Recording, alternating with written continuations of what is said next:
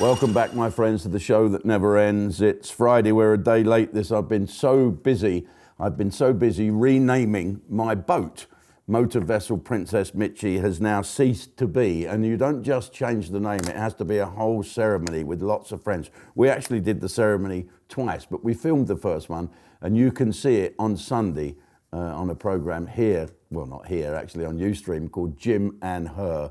So if you want to see all the nonsense that goes on while we have to purge the name Princess Mitchie and then get the new name on there and offer champagne to the god Poseidon, who then says, drink some yourself as well. It ended up quite messy, I can tell you about that. And you can see that on Jim and Her on Sunday. And you can watch Jim and Her by going to ustream.com and having a little sign up. Well, here we go. It's been a bit of a... I've been looking at these. I went on the shop today. You know, if you're not a member, you can still go to our shop and sign up.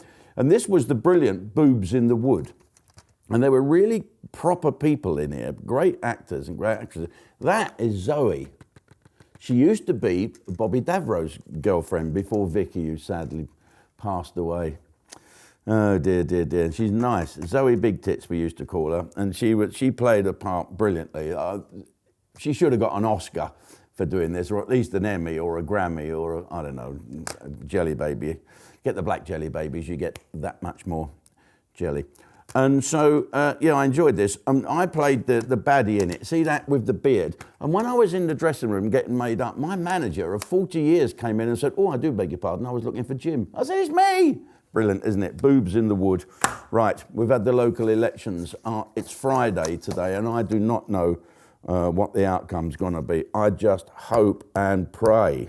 I really hope and pray that Mayor Khan is gone. He is ruining London, and he's making a mockery of the world's greatest city, and he's making people miserable, and he does it with such stuck-upness. It's absolutely brilliant. Right, there's some other arsehole I'm going to talk about, and I'm going to speak about this mainly on Ustream because otherwise I'm going to get kicked out of here. Let's have a little look what it says here. Wes Streeting. Let's have a little look. Siri, find Wes Streeting. Let's see what Siri comes up with. He's an MP for Ilford North, and this is what he said. He put out a tweet on X. He put out an X on Twitter. He twittered an X on Twitter. Here.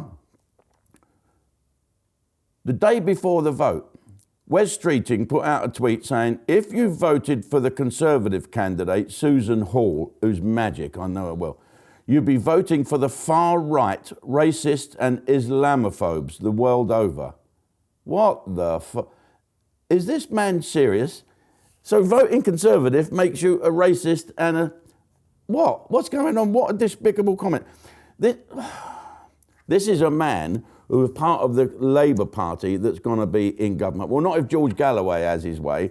And the Conservatives will have a bit of a fight in them. Don't worry about that. When people are going to wake up and smell the coffee, yes, it's okay. The Labour Party will promise you this and they'll promise you that. And I go, okay, Rishi Sunak gets on my tits too. But I think...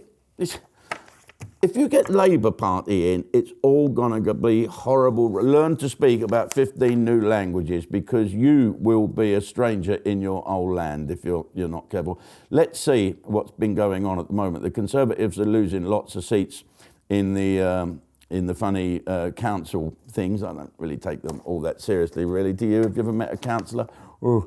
George Galloway's funny party, Reform Party, Lee Anderson, and all the rest of the guys, including Nigel Farage. This geezer, actually, Wes Streeting, right? You couldn't make it up how horrible this bloke is. And of course, the other bloke, Little Khan, he said about Susan Hall, who's standing up against him. I hope she wins. She couldn't be trusted because she put out a tweet in the past saying Nigel Farage should be treated with respect. Yeah. So the mayor is saying, no, you shouldn't treat anyone with respect. This is a total shit show, isn't it? London has been ruined. people being stabbed all the time. You can't go out without gangs of people swarming around you. What's the new fashion item to have? A fucking machete in London, that's all. What are the police going to do? They're going to kneel down for you and tie up your rainbow laces. Absolutely ridiculous. Did you see in the news the other day, there's a bus full of asylum seekers. They're well, it's easy for me to say. And they're going to be taken from Ilford for the 3-star hotel. Oh, fuck. Imagine that in Ilford. And they've been taken down to the Bibby Stockholm in Weymouth. And all these kids, all these stupid little fucking Gen Z, beanie-hatted, lefty pinkos, no fuck all about anything student types, have prevented this bus from going anywhere. And the police tried in vain to... Every other country would have water cannons, tanks, machine guns. Fucking ridiculous. Let's do something. Let's do something about these illegal immigration numbers. Let's get them down. And they're not going to come down if you vote for a Labour mayor. You're not going to come down if you vote for Genghis Khan. No. He'd love to welcome them all with open arms. It's probably him that is sitting there now, wringing his hands together, saying, oh, well done, you kids. You've stopped those poor people, our brothers, being taken to Weymouth. Fuck that. Fingers.